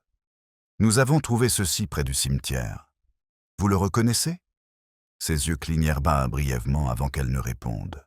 « Non, mais cela ressemble à quelque chose que mon mari aurait pu écrire dans ses moments de remords. » Mademoiselle Marple la regarda avec douceur. « Le remords est un parfum étrange, Madame Hollis. Il persiste longtemps après que la sincérité se soit évaporée. » La femme esquissa un sourire crispé. « Vous me trouvez hypocrite. Je vous trouve discipliné, » dit mademoiselle Marple, « et la discipline peut être un déguisement en soi. » Grayson posa la note. « Encore une chose, madame. Les affaires de la femme de chambre ont été réexaminées ce matin. Nous avons trouvé une clé, petite, ancienne, probablement celle de cette maison. Savez-vous ce qu'elle ouvre ? » Madame Hollis perdit son sang-froid. « Le bureau de mon mari, peut-être. Il avait conservé la serrure, même si elle n'avait pas été utilisée depuis des années. »« Elle a été utilisée récemment, » dit Grayson calmement. « Hier soir, je parierais. Son regard se posa sur la fenêtre. « Alors vous avez déjà trouvé votre coupable, inspecteur ?»« Pas tout à fait, dit-il. Celui qui a ouvert ce tiroir n'a rien pris, à part une lettre qui ne lui était pas adressée. » Le silence s'éternisa. Mademoiselle Marple vit ses doigts se crisper sur la coudoir. Ses jointures blanchirent légèrement. « Parfois, dit enfin Madame Hollis, une femme a le droit de détruire ce qui la fait honte. »« En effet, murmura Mademoiselle Marple, mais elle n'a pas toujours la sagesse de choisir la bonne honte. » L'inspecteur rassembla ses papiers, la remercia avec une courtoisie guindée, et ils partirent. Dehors, la pluie tombait plus fort, brouillant les haies en une aquarelle grise. « Vous la croyez ?» demanda-t-il lorsqu'ils arrivèrent à la porte. « Je crois, » dit Mademoiselle Marple, « qu'elle protège quelqu'un. Et cette protection est toujours la plus sincère des confessions. » Ils restèrent debout sous l'if ruisselant, sans parler.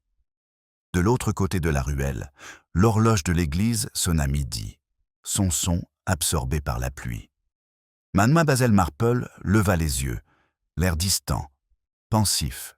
« Il manque encore quelque chose, inspecteur. Quelque chose qui ne correspond pas au schéma, comme un point de couture tombé trop tôt. » Il la regarda, perplexe. « Quel point ?»« Le motif de la miséricorde, » dit-elle doucement. « Et c'est le motif le plus rare de tous. » La pluie s'était calmée, réduite à un murmure, tandis que l'inspecteur Grayson et Mademoiselle Marple se tenaient près du portail, leur parapluie légèrement incliné sous la pluie incessante.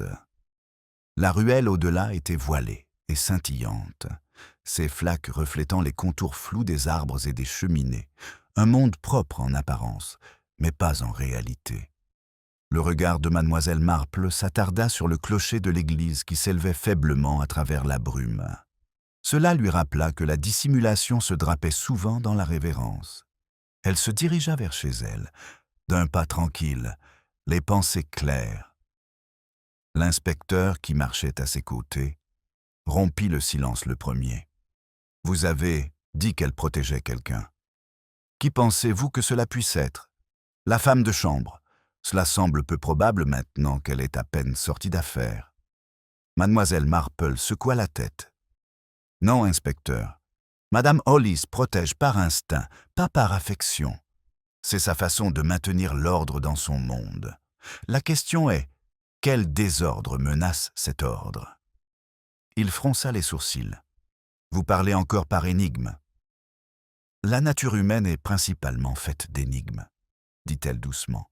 « Les réponses ne font que pousser les gens à dissimuler leur culpabilité. » Au coin de la rue, ils se séparèrent.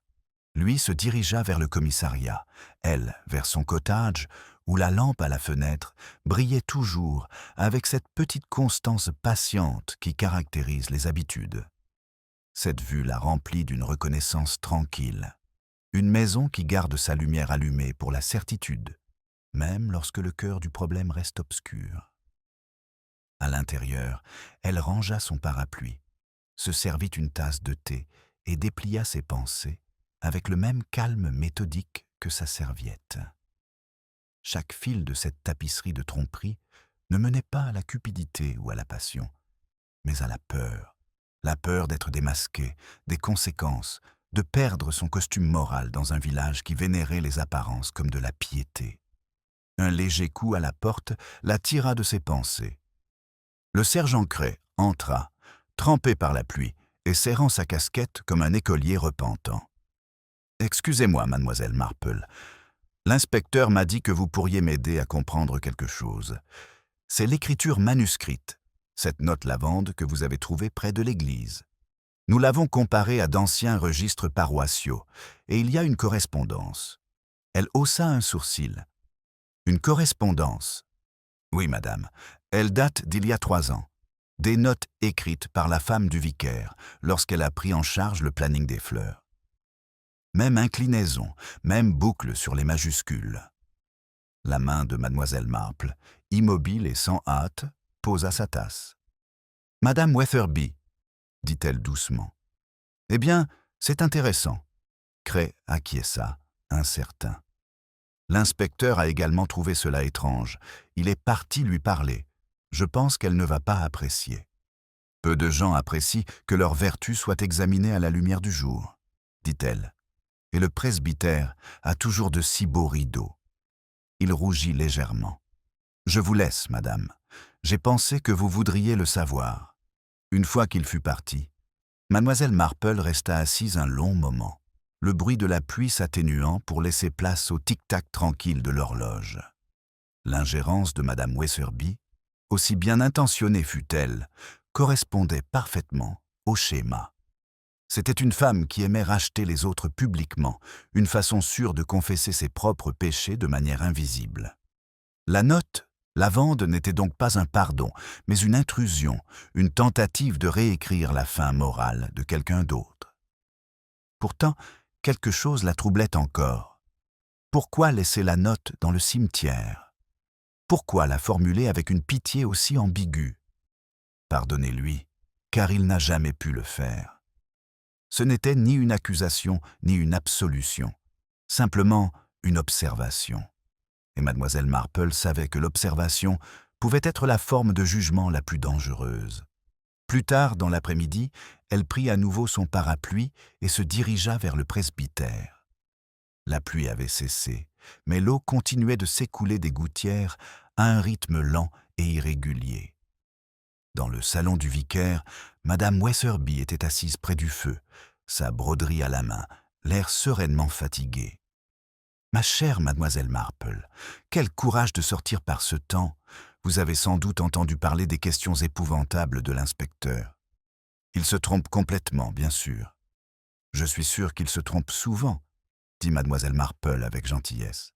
Mais cela a dû être assez alarmant de voir votre écriture reconnue. » L'aiguille s'immobilisa en plein mouvement. « Reconnue? Oh, c'est absurde. Je me contentais d'écrire de temps en temps un rota ou une carte de remerciement. Ce n'est pas vraiment un crime. »« En effet, dit mademoiselle Marple.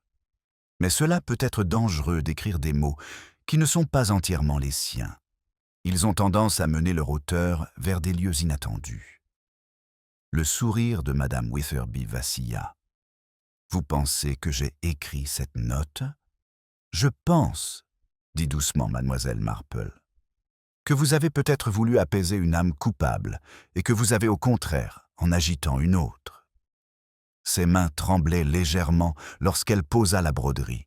« Je ne voulais pas faire de mal. C'est elle qui est venue me voir, madame Hollis.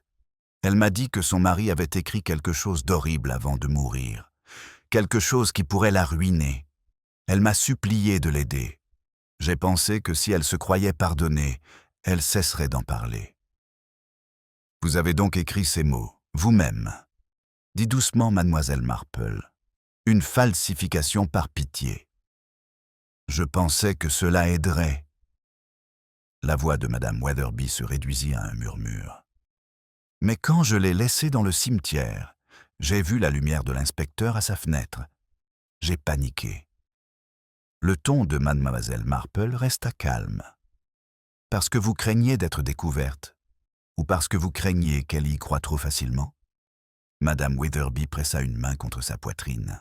« Vous ne comprenez pas, mademoiselle Marple. Elle n'est pas en deuil, elle se cache. Cet homme était cruel avec elle, la menaçant sans cesse de révéler un secret datant de plusieurs années. Elle disait qu'elle préférait mourir plutôt que de le laisser parler. J'ai eu pitié d'elle, c'est tout. » La pitié, pensa mademoiselle Marple, se déguisait souvent en ingérence. Elle se leva lentement. « Vous m'avez été d'une grande aide, ma chère. Mais je dois vous demander, vous a-t-elle dit de quoi il s'agissait ?» Madame Wetherby hésita, puis secoua la tête. Seulement qu'il s'agissait d'argent. Une fiducie qu'il avait détournée.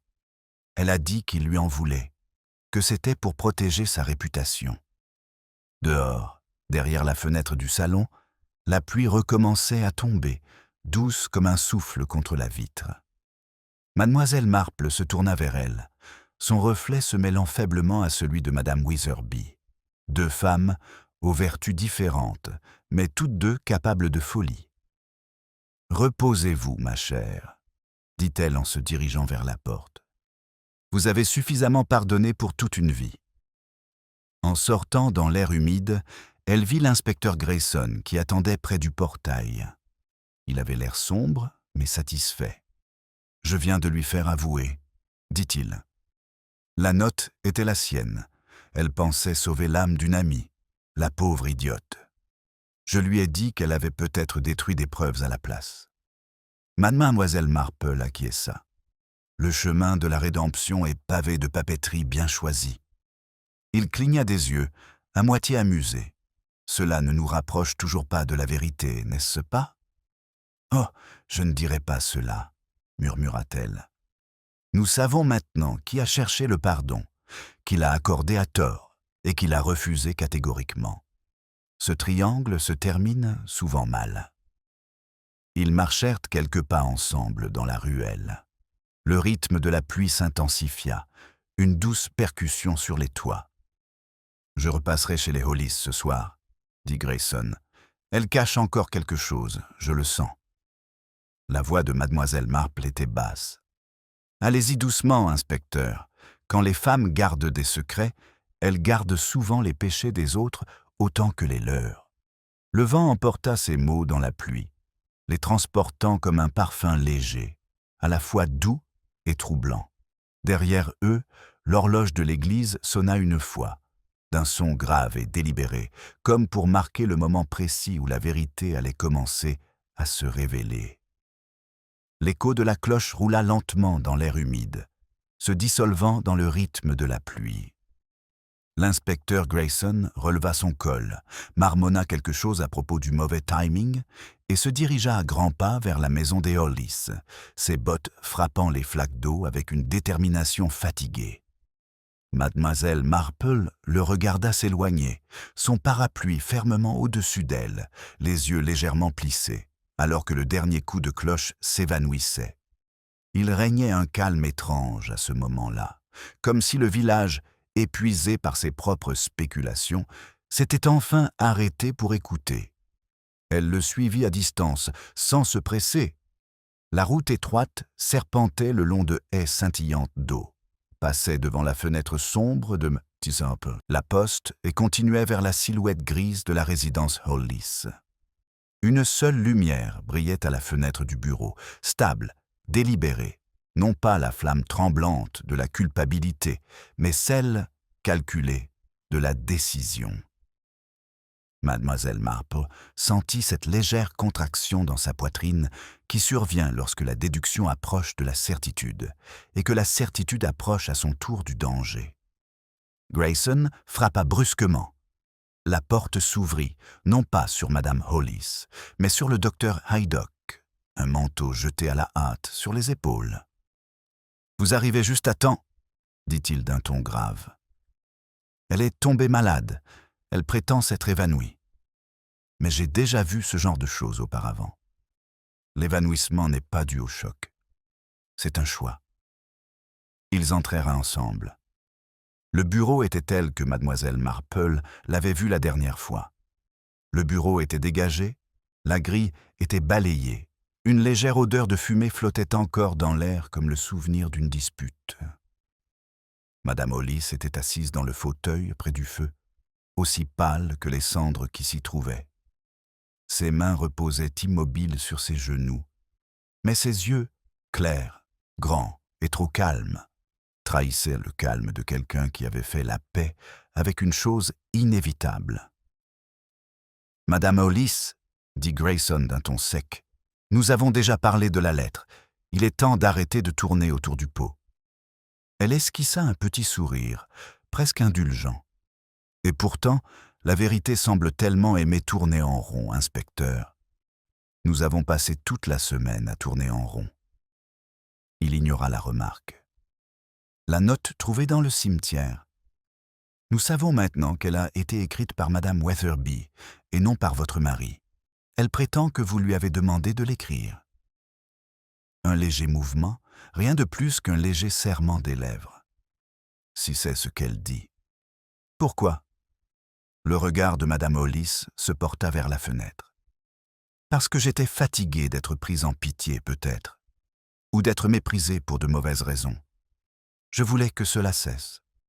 En finir avec quoi, exactement? Mademoiselle Marple s'approcha, la voix plus douce. Avec la culpabilité, ma chère, ou avec la réputation? Cela attira enfin son regard. Vous comprenez mieux que lui, mademoiselle Marple. Les femmes vivent leur vie au bord du jugement. C'est le seul paysage que nous connaissons vraiment. Le médecin s'agita avec impatience, mais mademoiselle Marple garda son expression bienveillante. C'est très vrai. Mais parfois, en essayant d'éviter le jugement, nous nous condamnons nous-mêmes. Un silence s'ensuivit. La pluie tambourinait contre les vitres. Quelque part dans la maison, une horloge sonna le quart d'heure, sans hâte, indifférente. Madame Hollis prit une lente inspiration. « Ce n'était pas un homme bon, dit-elle finalement. Il était orgueilleux. Il aimait me rappeler tout ce que je lui devais. Lorsque l'argent du fonds fiduciaire a disparu, de l'argent destiné à des œuvres caritatives, il a dit que c'était de ma faute, qu'il avait écrit une lettre pour avouer afin de paraître noble lorsque le scandale éclaterait. Il voulait me ruiner, mais être admiré pour cela. Vous imaginez, son idée du pardon était théâtrale. » Grayson griffonna rapidement. « Vous avez donc brûlé la lettre pour empêcher cela. » Elle posa son regard sur lui, froid et déterminé. « Non, inspecteur. J'ai brûlé la lettre parce que ce n'était pas vrai. L'argent du fonds fiduciaire avait disparu, oui, mais c'est lui qui l'avait pris. Pour ses investissements, pour ses petites vanités. Il voulait me faire porter le chapeau afin de préserver sa réputation. » Le regard de mademoiselle Marple s'adoucit. « Et pourtant, lorsqu'il est mort, il était en train d'écrire des aveux. »« Vraiment ?» dit madame Hollis doucement. « Je me demande. Cette encre lavande, elle ne venait pas du tout de mon bureau. Elle venait de son autre stylo, celui qu'il gardait dans le tiroir. Il m'avait emprunté mon flacon quelques semaines auparavant, quand il avait l'intention d'écrire à son avocat. Il aimait son parfum. Il disait qu'il rendait la culpabilité plus douce. » Grayson fronça les sourcils. « Alors qui a écrit cette phrase? Je dois enfin avouer. » Elle hésita, puis dit « Je pense qu'il l'a commencé lui-même. Mais il ne l'a pas terminée. Quelqu'un d'autre l'a complétée après son départ. C'est pourquoi je n'ai pas supporté de la regarder. » L'inspecteur semblait dubitatif. « Vous suggérez que quelqu'un a falsifié la lettre ?» Mademoiselle Marple intervint doucement. « Je ne suggère rien, inspecteur. Je me souviens. J'ai remarqué que l'encre sur la page était de 2 tons différents. L'un était frais, l'autre plus ancien. La différence était minime, mais tout à fait visible si vous avez l'œil pour la couture. » Grayson se retourna brusquement. « Vous avez vu ça? »« Oui, » répondit mademoiselle Marple. « J'ai également remarqué la façon dont la tache s'était étalée. Une main prudente testant son équilibre. Ce genre de réflexion n'appartient pas à un homme mourant. » Madame Hollis se pencha en avant, la voix basse. « Alors vous comprenez pourquoi je l'ai détruite. Si le monde avait vu cette lettre, il aurait cru chaque mot. Je ne pouvais pas permettre cela, ni pour moi, ni même pour lui. » Le ton de l'inspecteur s'adoucit malgré lui. « Vous réalisez qu'en la brûlant, vous vous êtes rendu coupable de sa mort. »« Les apparences, murmura-t-elle, sont ce qui fait vivre ce village. Je me suis simplement jointe au jeu. » Mademoiselle Marple l'observa avec une compassion tranquille. « Vous ne l'avez pas empoisonné. » Un léger sourire. « Non, mademoiselle Marple. Mais je l'ai regardé mourir sans appeler à l'aide. Parfois, l'omission est l'acte le plus cruel. » La pluie s'intensifia alors, produisant un bruit semblable à des applaudissements retenus. Grayson regarda mademoiselle Marple, ne sachant pas s'il devait parler ou écrire. Elle lui épargna cette peine. Il s'était sans doute administré de la digitaline, un petit réconfort pour sa conscience. Lorsque la dernière dose est arrivée, vous avez choisi de ne pas intervenir. Le silence de madame Hollis était en soi un aveu. Le docteur Haydock se leva en s'éclaircissant la gorge. « Cette femme ne va pas bien, inspecteur. Laissez-la se reposer. Il n'y a plus d'affaires ici, seulement du chagrin. » Grayson acquiesça lentement et rangea son carnet dans sa poche. « Vous avez peut-être raison, docteur. Parfois, la justice est plus une mise en scène qu'un verdict. » Alors qu'il sortait dans le couloir, Mademoiselle Marple s'arrêta près de la porte. Le parfum de lavande flottait encore faiblement, mêlé à la fumée et à la pluie, une fragrance à la fois artificielle et authentique. Elle se retourna une fois. Madame Hollis était assise, immobile, à la lumière de la lampe, le visage tourné vers le feu, comme si elle attendait qu'il lui parle. Dehors, la tempête commençait à se calmer. Les premiers rayons de lune perçaient les nuages qui s'éclaircissaient, touchant la flèche de l'église d'une lumière argentée. Mademoiselle Marple leva son parapluie, même si elle n'en avait plus besoin. « Les apparences sont rétablies, » dit Grayson à côté d'elle. « Ah » murmura-t-elle. « Mais la paix signifie rarement la vérité, inspecteur. Cela signifie seulement que les gens ont cessé de poser des questions. » Ils marchèrent ensemble dans la ruelle. Les buissons de lavande bougeaient légèrement dans la brise, libérant un dernier souffle de parfum dans l'air frais. Doux, trompeur, durable.